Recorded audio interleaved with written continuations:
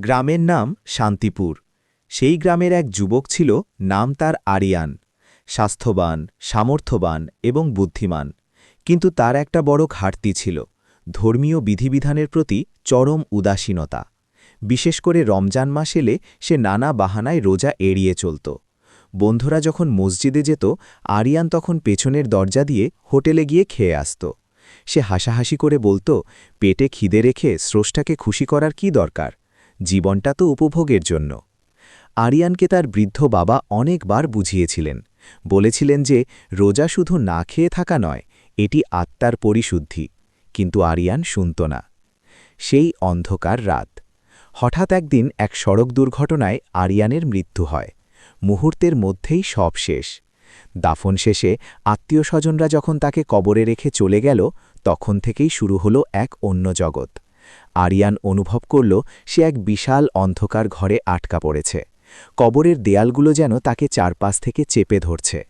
হঠাৎ সে বিকট এক শব্দ শুনতে পেল। তার সামনে দুজন ফেরেশতা হাজির হলেন।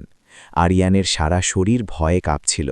দুনিয়াতে সে যে শক্তি আর দম্ভ দেখাত, এখানে তার কিছুই অবশিষ্ট নেই। ঝুলন্ত অবস্থার শাস্তি।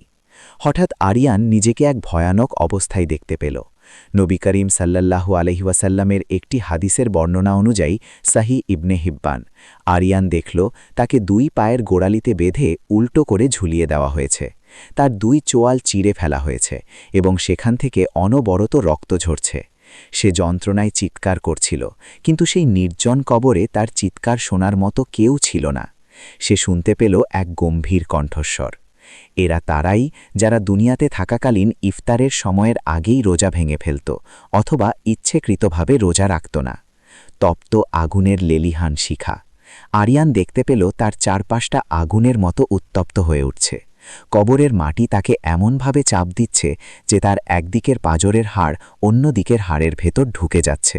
সে বারবার আর্তনাদ করে বলছিল, আমাকে একটিবার সুযোগ দাও, আমি ফিরে গিয়ে সব রোজা পূরণ করব।